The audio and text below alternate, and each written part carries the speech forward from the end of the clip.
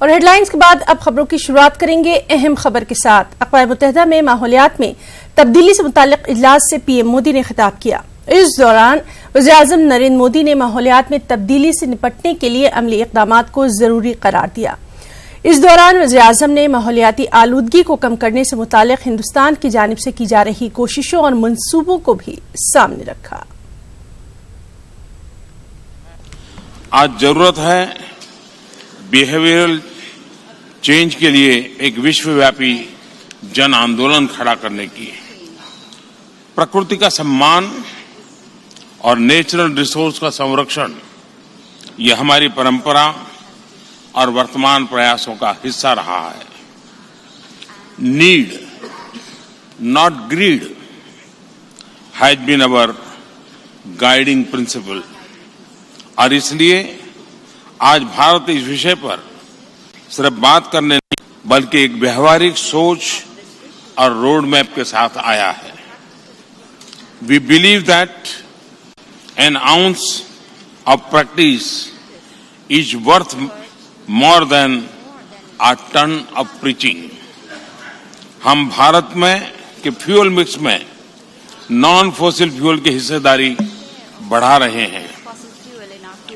हम 2022 तक renewable energy में अपनी कैपेसिटी को 175 गीगावाट तक ले जा रहे हैं और आगे हम इसे 450 गीगावाट तक ले जाने के लिए प्रतिबद्ध है। हम अपने परिवहन क्षेत्र में ई मोबिलिटी को प्रोत्साहन दे रहे हैं।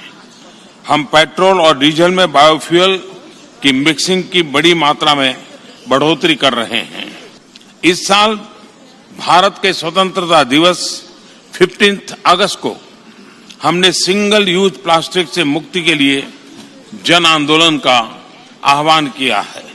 मैं आशा करता हूं कि इससे वैश्विक स्तर पर सिंगल यूज प्लास्टिक के खिलाफ जागरूकता और बढ़ेगी। सुप्रीम कोर्ट में आज अयोध्या तनाज़े की 29वें दिन की समाअत के दौरान मुस्लिम फरीक ने कहा कि तनाज़ा तो राम की पैदाइश की जगह के सिलसिले में है कि वो है कहां। सुन्नी वक्फ बोर्ड के वकील राजीव धवन ने दलील दी कि हम राम की इज्जत करते हैं, पैदाइश के मुकाम की भी इज्जत करते हैं।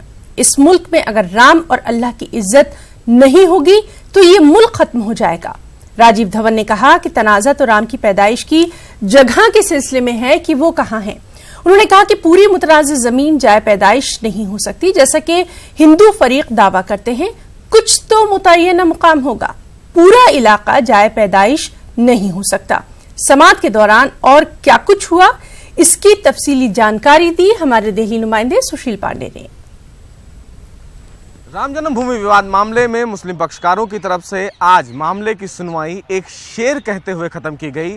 उन्होंने कहा कि सरजमीने हिंदुस्तान अक़वामे आलम के फिराक, काफिले बसते गए हिंदुस्तान बनता गया।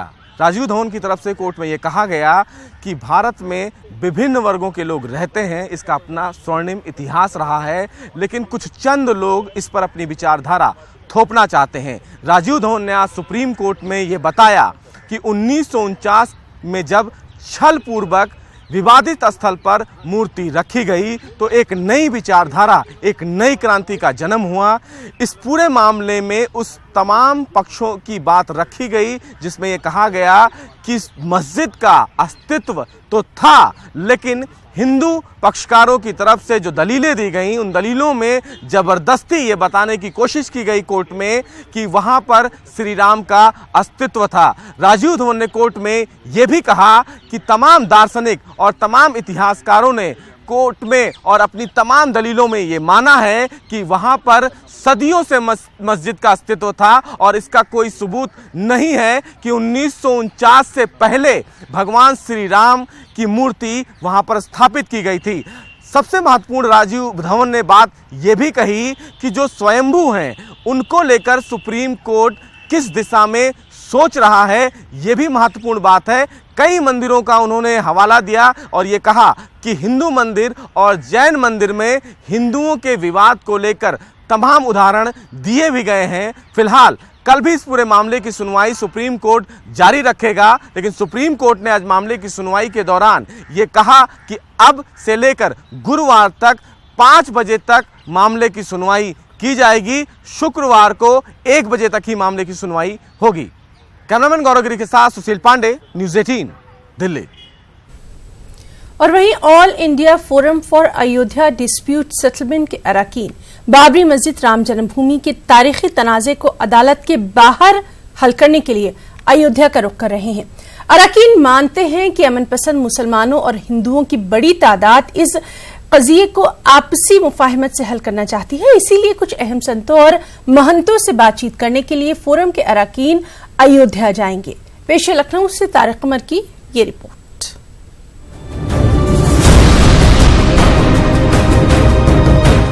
All India forum for Ayodhya dispute settlement forum के मुताबिक अब सदियों पुराने इस मसले का कोई खुशगवार हल निकलना चाहिए।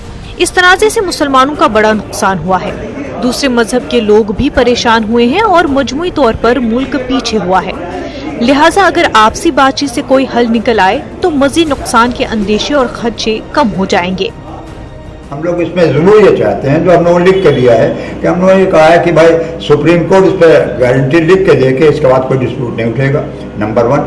नंबर 2, राष्ट्रपति भी उसके अंदर मोहर लगाए कि नहीं इसके बाद दूसरा डिस्प्यूट नहीं उठेगा। यानी हम लोग इसी में लगे रहेंगे, आज ये डिस्प्यूट वो डिस्प्यूट। अरे हमने देश की तरक्की करना है, हमको मुकाबला अमेरिका से करना है, हम लोग रशिया से करना है, हमको चाइना से करना है, हम आपस में लगने में लगे रहेंगे, हम कहाँ तक लगे रहेंगे। मैं समझता हूँ देश की तरक्की के लिए जरूरी है कि हम लोग एक होकर रहें। इसी सिलसिले में हम लोग मौलाना अरशद मदनी के पास गए थे।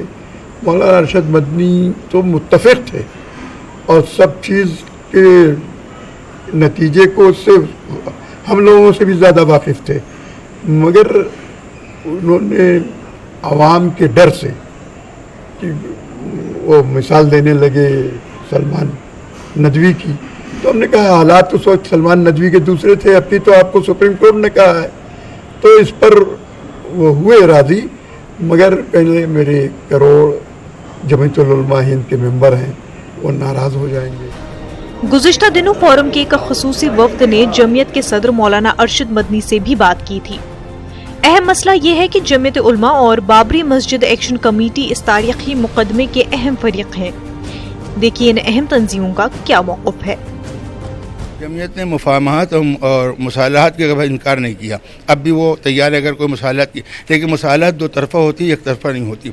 एक तरफ़ा जो होती है वो सौदेबाजी होती है, मुसालहत नहीं होती।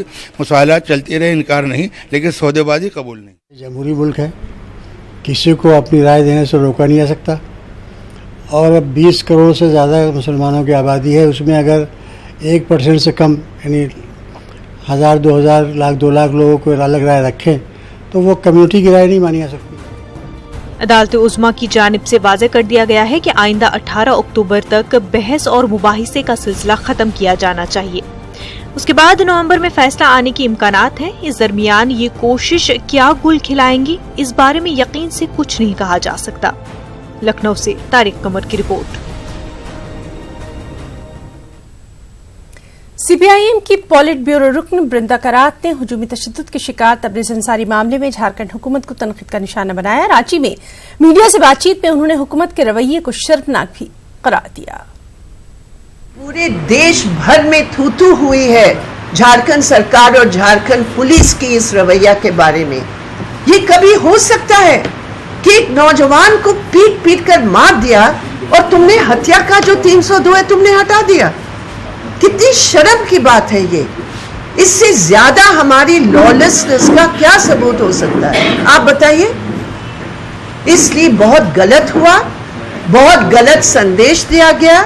अब दोबारा उन्होंने जब देखा कि पूरा देश भर में इसका विरोध हुआ, तब इन्होंने दोबारा इसको शिया वक्फ बोर्ड के चेयरमैन वसीम रिजवी के जरिए उम्मुल मोमिनीन हजरत आयशा रज़ी अल्लाह तआला अन्हा पर मबनी फिल्म के खिलाफ मुसलमानों में काफी गम गुस्सा नजर आ रहा है। मुंबई के उलमा कराम ने मौलाना सैयद मुईनुद्दीन अशरफ की क़यादत में महाराष्ट्र के वज़ीर आला देवेंद्र फडणवीस से मुलाकात की और हजरत आयशा पर बनने वाली फिल्म पर सख्त एतराज जताते हुए कार्रवाई की मांग की। साथ ही फिल्म पर मुकम्मल तौर पर पाबंदी आयद करने का भी मुतालबा किया गया।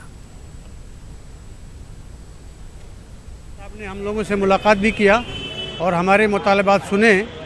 हम लोगों का मुतालबा ये था कि एक तो हिंदुस्तान के हालात वैसे भी बहुत अबतर चल रहे हैं और ये वसीम रिजवी की फ़िल्म जो आयशा वो बना रहा है, इस सिलसिले में हमारा मुतालबा था कि इस फिल्म को महाराष्ट्र में बैंड किया जाए, महाराष्ट्र में इस फिल्म को चलने नहीं देना चाहिए, ऐसा हमारा मुतालबा था।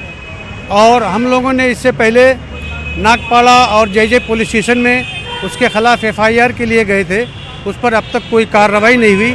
उसकी भी शिकायत हम लोगों ने CM से किया तो CM साहब ने हम लोगों का मेमोरेंडम भी लिया और उस पर कहा कि हम इस पर अपने डिपार्टमेंटल के ज़रिए इस पर कानूनी कार्रवाई करने की पुरजोर तरीके से मैं इस पर कोशिश करूँगा। वज़ीर दाखिला अमित शाह ने मुल्क में एक शिनाख्ती कार्ड की बात कही है। अमित शाह के मुताबिक ये शिनाख्ती कार्ड पासपोर्ट, आधार और ड्राइविंग लाइसेंस के काम आएगा। उन्होंने कहा कि 2021 वाली मरदमशुमारी मोबाइल ऐप के जरिए करवाई जाएगी। वहीं अमित शाह ने कहा कि एक ऐसा निजाम भी होना चाहिए जिससे अगर किसी शख्स की मौत हो जाती है तो खुद ब खुद उसकी जानकारी डेटा में अपडेट हो जाए। ये जनगणना अगर ढंग से हो जाए, इसका डिजिटल फॉर्मेट हम ढंग से बना दे और कुछ सॉफ्टवेयरों की निर्मित कर दे तो एक ही कार्ड में सबके सब कार्ड आ सकते हैं, जिसमें आपका बैंक का कार्ड भी हो सकता है, जिसमें आपका आधार कार्ड भी हो सकता है, जिसमें आपका मतदाता परिचय का कार्ड भी हो सकता है, जिसके अंदर आपका पासपोर्ट भी हो सकता है। ये सारी चीजों को एक ही जगह पे लाने के लिए ये डिजिटल जनगणना आने वाले दिनों में बेस बनने वाली है। अभी सरकार ने ऐसी कोई योजना बनाई नहीं है, मगर पोटेंशियल क्या पड़ा है मैं आपके सामने इसलिए रखना चाहता हूं कि डिजिटल जनगणना को सफल बनाना आपका काम है। डिजिटल जनगणना को सफल बनाने के लिए जनता को जागरूक करना आपका काम है, हमारा काम है, हम सबका संयुक्त काम है और इसको अच्छे से करना चाहिए। देश को बहुत बड़े खर्च से हम बाहर निकाल पाएंगे, बहुत बड़े डुप्लीकेटिंग वर्क से देश बाहर निकल पाएगा। ब्रेक के बाद खबरों में आगे बढ़ेंगे। रांची के बरियातू वाक़े पहाड़ी मैदान में 24 सितंबर को ऑल इंडिया मजलिस इत्तेहादुल मुस्लिमीन के ज़ेर इत्माम इजलास आम का इनेकाद होगा। इस इजलास में मजलिस के सदर बैरिस्टर असदुद्दीन अवैसी भी शिरकत करेंगे और इस मौके पर वो रियासत में होने वाले असेंबली इंतखाबात के पेश नज़र अपने लीडरों और कारकुनान में जोश भरेंगे। देख रहे हैं ये बरियातू के महात्मा गांधी स्टेडियम है, जिसको बरियातू पहाड़ मैदान कहते हैं। कल यानी कि दिनांक 24 सितंबर बरोज़ मंगलवार को ऑल इंडिया मजलिस इत्तेहादुल मुस्लिमीन के राष्ट्रीय अध्यक्ष बैरिस्टर असदुद्दीन अवैसी साहब तशरीफ़ ला रहे हैं। पूरे झारखंड से, हमारे प्रदेश के कार्यकारिणी के अलावा पूरे झारखंड से तमाम लोग लाखों की संख्या में यहाँ पे आएंगे। ये एक ग्रांड पब्लिक मीटिंग है जिसे आम सभा कहते हैं लोग, और इसी आम सभा के जरिए आगामी विधानसभा चुनाव के बिगुल फूंका जाएगा। कर्नाटक में ज़िमनी इंतखाबात के ऐलान के साथ ही रियासत की सियासत गर्मा गई है। बेंगलुरु के शिवाजी नगर असेंबली हल्के में कई मुस्लिम उम्मीदवार इंतखाबी मैदान में उतरने की तैयारियों में हैं। एक रिपोर्ट।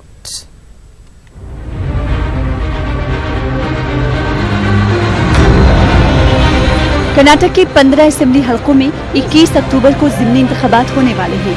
रियासत के मुसलमानों की नजरें बेंगलुरु के शिवाजी नगर असेंबली हलके पर जमी हुई है। यहाँ साबिक रियासती वजीर आर रोशन बेग के इस्तीफा देने की वजह से बाई इलेक्शन हो रहा है। रोशन बेग कांग्रेस छोड़कर बीजेपी में शामिल हो चुके हैं। कहा जा रहा है कि रोशन बेग या उनके फर्जंद रुमान बेग बीजेपी से उम्मीदवार बन सकते हैं।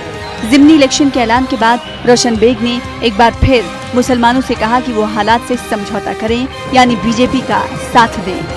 पार्लियामेंट के इलेक्शन होने से पहले कि मुसलमानों, मेरे भाइयों, हालात से समझौता करो। तो अभी भी मैं यही अपील करता हूँ। मेरे कौम ने मुझे बहुत प्यार दिया है, मेरे कौम ने मुझे बहुत मोहब्बत दी है, मेरे कौम का मैं एहसानमंद हूँ। मुझे कहाँ से कहाँ तक पहुँचा, मुझे सारे हिंदुस्तान में अगर मुझे कुछ हलकों में जाना जाता है तो ये हमारे कौम ने मुझे बहुत प्यार से बहुत सालों से मुझे मदद करते आए हैं।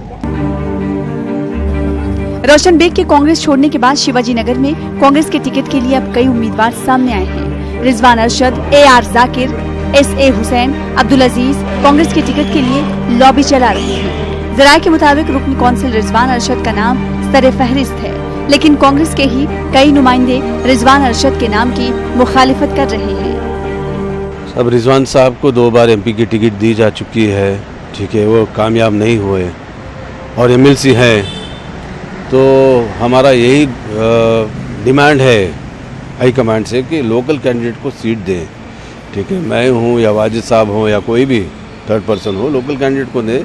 और अगर रिजवान साहब को ही अगर सीट दी जा रही है तो एक कांग्रेस पार्टी की नाइंसाफ़ी होगी और शिवाजी नगर के लोगों को के साथ भी एक नाइंसाफ़ी होगी। एंटी इनकम्बेंस होगा उसके लिए, क्योंकि अगर 2 बार MP सीट दिया गया, बाहर से लोगों को हार गए, उसके बाद MLC बनाया गया, एक ही आदमी को इतना देने से लोग नाराज हैं शिवाजी नगर के अंदर कांग्रेस पार्टी से कि भाई किसी एक आदमी को क्यों देते हो टिकट। शिवाजी नगर हल्के में टिकट के लिए जारी रस्साकशी पर साबिक मरकजी वजीर CM इब्राहिम कुछ यूँ कहते हैं। तो इलेक्शन तो अनाउंस हुआ है, कैंडिडेट के ऊपर डिपेंड करता है, उसके ऊपर लावाम है आवाम की। अब हर भिखारी भीख मांगने जाता है, जिसकी झोली में भीख बढ़ती देखना बस होता ही है। शिवाजी नगर के इलेक्शन में उम्मीदवार कौन कौन होंगे, इस पर सबकी नजरें टिकी हुई हैं। बहरहाल इस बार यहाँ का सियासी मुकाबला काफी सख्त और काफी मुश्किल दिखाई दे रहा है। न्यूज़ 18 उर्दू के लिए बेंगलुरु से रऊफ अहमद हल्लुर की रिपोर्ट। हज 2019 जरूर मुकम्मल हो गया, लेकिन भोपाल रुबात तनाज़ा खत्म होने का नाम नहीं ले रहा। रुबात के इंतजामात और आज़मीन हज को पेश आने वाली मुश्किलात को देखते हुए अब रुबात के नज़्म नस्क को शाही औकाफ से वापस लेने का मुतालबा भी शुरू हो गया है और मुतालबा करने वालों में भोपाल MLA के साथ साथ साबिक गवर्नर भी शामिल हैं।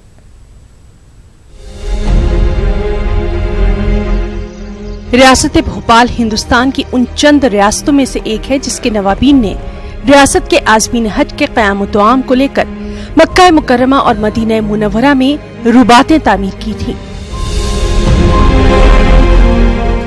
आजादी के बाद इसके इंतजामात को लेकर कई बार दबे लफ्जों में शिकायतें की गई, मगर ये पहला मौका है जब रुबात में रियासत के आज़मीन हज के क़याम में बदनज़मी को लेकर लोग अब खुलकर शिकायतें करने लगे हैं।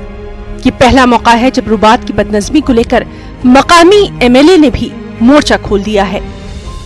हाजी जिनके लिए बरसों से रुबात वहाँ कायम है और लोग रहते आ रहे हैं, तो ये परेशानी खड़ी हुई तो कहीं ना कहीं तो कोई जिम्मेदार होगा, किसी से तो कोई गलती हुई होगी। बजाय अपनी गलती को तस्लीम करने और आगे सुधार करने के हज्जाए इकराम की परेशानियों पे ये ध्यान देते हुए कि अब आइंदा ना हो, इस तरह नकारात्मक जवाब देना ये मैं समझता हूँ गैर जवाबदेही है और ये अपनी जवाबदारियों से बच रहे हैं। मैं इस संबंध में जल्दी चीफ सेक्रेटरी को इस मामले में पत्र भी लिखूंगा और मुलाकात भी करूंगा। रुबात में आज़मीन हज को पेश आने वाली मुश्किलात और बदनज़मी को लेकर साबिक गवर्नर अजीज कुरैशी की नाराजगी आरिफ मसूद से भी ज्यादा है। पहली बात तो ये औकाफ शाही को मुतवल्ली चेंज करना चाहिए और लेम्बोबिया जो बड़ी लड़की हैं बेगम साहब उनको बनाना चाहिए कि और औकाफ शाही के मातहत जो उसका वाकिफ के मकसद था, अगराज मकसद थे, वो पूरे नहीं होते। इस बात की इंक्वायरी होना चाहिए एक अवामी कमेटी के जरिए कि औकाफ शाही जिसके मकसद के लिए वक्फ किए गए थे वो अपने मकसद पर्पज़ वक्फ पूरा कर रहा है या नहीं कर रहा है पूरा। शाही औकाफ के सेक्रेटरी गलती होने की बात मान रहे हैं, लेकिन जिन लोगों ने इस मामले को उठाया है वो अब रुबात के नज्म को शाही औकाफ से निकालकर मसाजिद कमेटी के जरिए इंतजाम करने की जिद पर अड़े हुए हैं। न्यूज़ 18 उर्दू के लिए भोपाल से मेहताब आलम की रिपोर्ट। हिंदुस्तान में कौमी सतह पर बच्चों के अदब की जरूरत और अहमियत को हमेशा से ही तस्लीम किया जाता रहा है, लेकिन अब तक इस पर काम नहीं हो पाया। इसी जरूरत को महसूस करते हुए अदब अतफाल पर माहनामा गुलबूटे मुंबई की जानिब से दिल्ली में आलमी सेमिनार की शुरुआत हुई है। आज ऐवान गालिब में 3 दिन तक चलने वाले इस सेमिनार का इफ्तिताह हुआ। इफ्तिताही तकरीब में मुल्क और बैरून मुल्क से आए अदब अतफाल के माहिरीन और माहिर तालीम ने शिरकत की। सबसे पहले कि तो फारूक सैयद जो है, जिन्होंने बच्चों के लिटरेचर पर जो ये प्रोग्राम अरेंज किया, हमने लोगों को काम करते देखा है, लेकिन फारूक सैयद जो दीवानगी की हद तक करते हैं। और ये ज़रूरी इसलिए है कि कोई भी ज़बान का फैलाव जो है, उरूज जो है, वो तालीम से होता है और तालीम बच्चों से शुरू होती है। तो जाहिर है कि बहुत ज़रूरी है कि उस दर्जे से जहाँ बच्चे पनपते हैं, जहाँ उनका दिमाग एक हिसाब से अपनी रफ्तार से चलता है, उस वक्त इस काम को करना बहुत ज़रूरी है। और मैं समझता हूँ कि ये हिंदुस्तान में इसको हमेशा निगलेक्ट किया गया और ये पहली बड़ी कॉन्फ्रेंस जो मैं अपनी ज़िंदगी में समझ रहा हूँ कि पहली बार इतना बड़ा काम हो रहा है, होना चाहिए ज़रूरी। असल में ऐसा है कि चिल्ड्रन लिटरेचर, बड़े लोग जो हमारे हैं, बड़े अदीब, बड़े शायर, बड़े नक्काद, बड़े सहाफ़ी, उन्होंने बच्चों के अदब को नज़रअंदाज किया है। हालांकि सब लोग ये कहते हैं कि बच्चों के अदब की बहुत ज़्यादा अहमियत है, सब लोग इससे बहुत मोहब्बत करते हैं, शादी कोई नहीं करता है। तो हम चाहते हैं कि जितने बड़े हैं, जितनी बड़ी यूनिवर्सिटियां हैं, जितने बड़े शोबे उर्दू के महकमे हैं, वहाँ पर बच्चों के अदब को अहमियत मिले